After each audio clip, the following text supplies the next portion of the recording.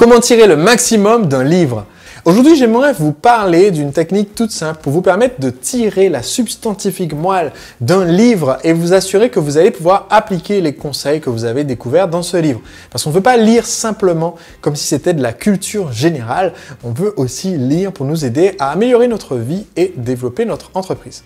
Donc, pour vous montrer tout simplement un exemple d'un livre, ce qui arrive à un livre une fois que je l'ai lu, eh bien ce qui lui arrive, c'est que sa valeur de revente d'occasion chute énormément, étant donné qu'en fait, quand je lis un livre, je ne parle pas ici de la méthode de la presto-lecture que j'ai mentionné déjà dans une autre vidéo. Ici, je parle d'une lecture normale d'un livre. Je commence au début et je vais jusqu'à la fin. Par contre, en fait, dès qu'il y a une idée intéressante dans le livre, ce que je fais, c'est que je corne la page. Donc, à la fin de ma lecture d'un ouvrage, j'ai un nombre considérable de pages du livre qui ont été cornées, si c'était un bon livre. Alors, le problème, c'est que j'ai pas de mauvais livre sous la main, mais quand c'est un mauvais livre, il y a genre 2 pages qui sont cornées. Quand c'est un excellent livre, il y a énormément de pages qui sont cornées. Et en fait, ce que j'ai constaté, c'est que souvent, quand on lit un livre qui est particulièrement intéressant et qu'on le dévore et qu'on va du début à la fin, eh bien, on risque en fait de perdre une quantité importante de la valeur du livre simplement parce que une fois arrivé au bout, on ne va pas forcément mettre en pratique tout ce qu'on a appris. Donc, ma méthode pour tirer le maximum du livre consiste dans un premier temps à corner toutes les pages qui sont intéressantes et dans un deuxième temps, au fur et à mesure que je suis en train de lire le livre, si j'ai une idée qui s'applique immédiatement à un des projets que j'ai en cours, eh bien, je reporte cette idée dans Evernote. Donc, j'utilise l'outil en ligne Evernote. Avant, j'utilisais un cahier de texte, un cahier normal de prise de notes avec des pages vierges. Et l'intérêt, en fait, c'est que je ne fais pas des fiches de lecture. Je n'ai jamais réussi à faire une fiche de lecture. Ça marche sûrement pour certaines personnes, pas pour moi. Par contre, j'ai des fiches thématiques. J'ai des fiches par projet et j'ai quelques fiches par thème qui m'intéresse de façon générale dans la vie. Par exemple, je peux avoir une fiche pour un projet qui est sur la lecture de ce livre, c'était le projet gamification de ma formation. Donc, j'ai une fiche qui est ma fiche impact pour la gamification de la formation et dès que dans un des livres de cette thématique, j'ai une idée qui me vient pour ma formation machine à vendre, eh bien, je vais le noter dans la fiche spécifique de amélioration de la machine à vendre avec la gamification. Par contre, j'ai aussi d'autres fiches qui sont beaucoup plus larges, comme par exemple, j'ai une fiche investissement immobilier dans laquelle je note en plusieurs catégories les idées et les bonnes pratiques pour trouver un bien, négocier le bien, acheter le bien, etc. Donc, j'ai une fiche pour cela. Et si je lis un livre qui parle d'immobilier et qui donne une stratégie, une tactique, une bonne pratique que je trouve intéressante, je vais la reporter dans cette fiche et la reporter tout de suite. Parce que comme ça, ça me permet de faire l'acte physique de cette prise de notes. Et il faut savoir que l'acte physique de noter une information, eh bien, augmente votre rétention de cette information. Simplement le fait de l'écrire, même si vous ne relisez jamais votre note, augmente l'importance de cette information pour votre cerveau qui va donc la mémoriser de façon plus durable.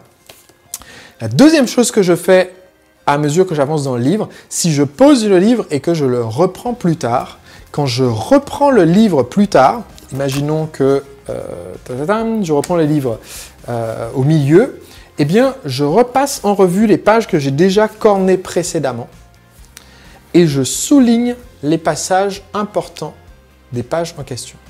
Donc, quand je reprends le livre, je souligne les passages importants sur les pages que j'ai déjà corné préalablement. Je ne le fais pas au fur et à mesure, je fais donc uniquement à chaque reprise.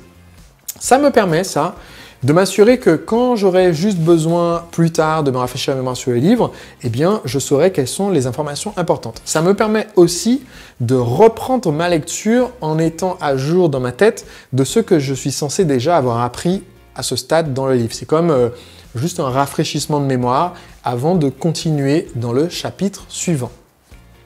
Donc, première chose, au fur et à mesure, je corne. Deuxièmement, quand je reviens sur le livre, je souligne ce que j'ai déjà vu qui était important, juste les phrases clés. Et je souligne des phrases par unité de sens, c'est-à-dire je ne souligne pas un mot, je souligne une phrase. Si je ne lis plus tard que la phrase en question, ça a du sens. Par exemple, attention à ne pas embaucher pour votre département du succès client des personnes qui ont passé leur vie à être réactives. Ça, c'est une phrase entière. Je n'ai pas souligné attention, je n'ai pas souligné être réactif, j'ai souligné une phrase entière. Et ensuite, une fois que j'arrive à la fin du livre, quand j'ai terminé ma lecture, eh bien, je reprends toutes les pages qui sont cornées et tous les passages qui sont soulignés et je repère si en fait il y a des actions que je n'aurais pas perçues lors de mon premier passage que je devrais faire suite à la lecture de ce livre. Donc ça me permet d'avoir en fait 3 passes sur le livre et d'être sûr en fait d'en avoir tiré le maximum. Ça n'augmente pas de beaucoup, à peine de quelques minutes, le temps total que ça me prend de consommer un livre, mais ça augmente de façon considérable l'utilité de la lecture de ce livre. La preuve, c'est qu'après, quand je veux vous faire les vidéos où je vous tire une pépite des livres en question, je ne suis pas obligé de relire le livre ou de compter uniquement sur ma mémoire. Je peux simplement retourner sur une des pages que j'ai cornées, retrouver un des passages clés pour m'en servir comme thème pour une de mes vidéos par la suite. Donc, voilà comment vous pouvez tirer le maximum d'un livre. Si vous appliquez les conseils de mon autre vidéo pour lire 1 livre à 3 livres par semaine, eh bien ça vous permet d'être sûr que vous ne faites pas purement de la lecture loisir sur des livres de non-fiction. C'est dommage de passer tout ce temps et de ne pas utiliser l'information donnée par les livres en question. Et donc être sûr que vous l'appliquez. C'est ce que j'appelle la méthode la.